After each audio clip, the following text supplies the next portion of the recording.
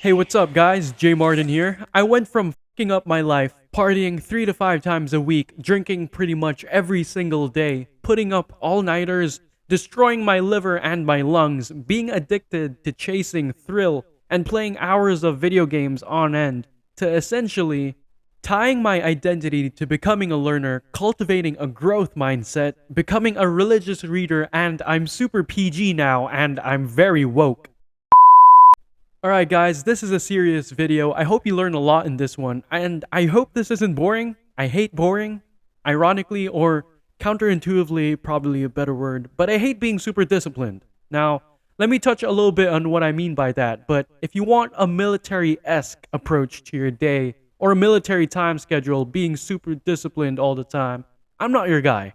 I've actually tried that, and it was great. I scheduled every single hour of every single day for about 2 months, and I made sure I was on schedule. I felt like I could orchestrate my life. It was a good experience, but it wasn't sustainable for me long term.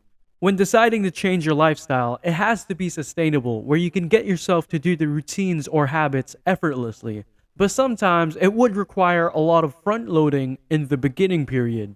Ultimately, habits are everything, and we are our habits. We're trained from habits ever since we were little children till now. And it's all behaviors that we then integrate and internalize to ourselves. And as we're older, we're just a collection of our habits. And I think our habits are correlated to our identity. So if you have a drinking habit or if you have a habit of smoking and it's something you're constantly thinking about, it takes time of your day, it's a habit. So you're by definition a smoker or a drinker.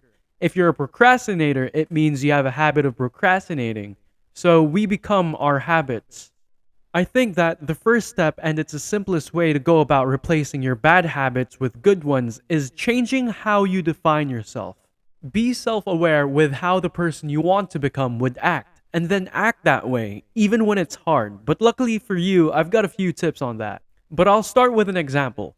Now, I used to have a problem eating chocolate cake or something, and a while back, even if I said the word chocolate cake, or cookies, or heck, even ice cream, it would be mouth-watering to me, and I could just imagine eating one right now.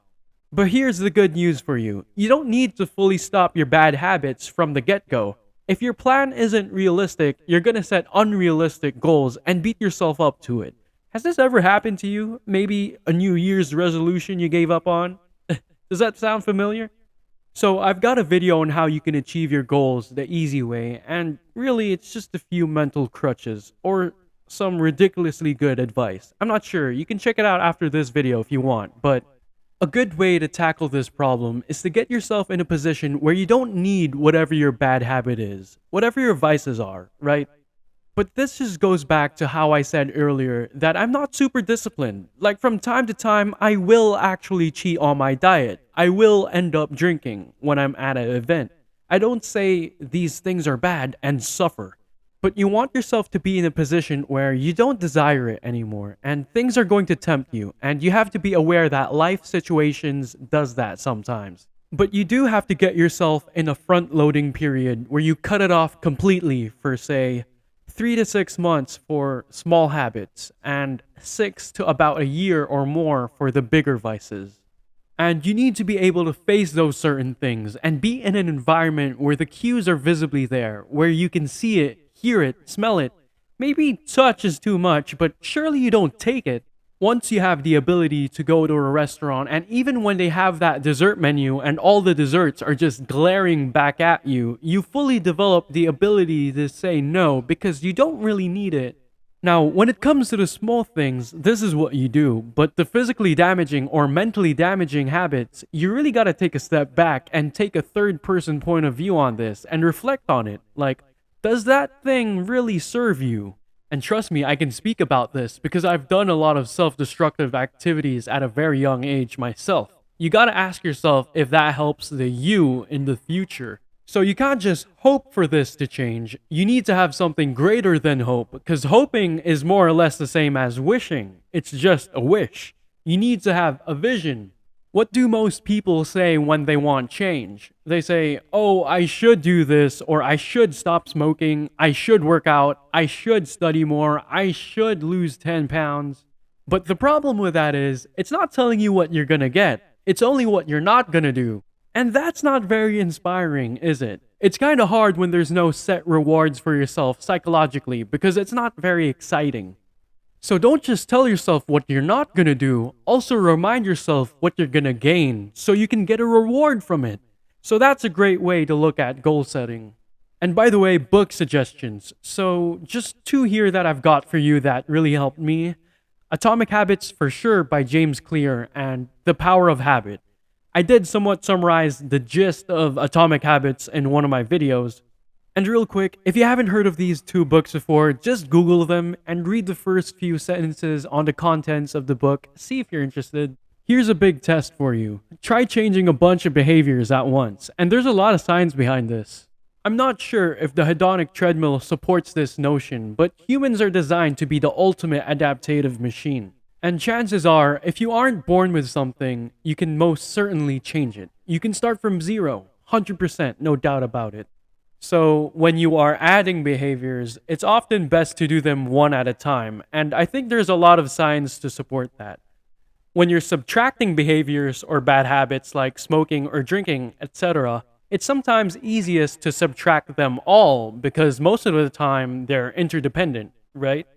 You go out for dinner with your buddies at a Friday night and you have a great meal. Whoops, you order a slice of cake. Next thing you know, you're having a great time and you're all laughing. And now you guys bought a beer. And what happens next? You guys then decide to go to the bar. And now you guys are out partying and it's past 2 a.m.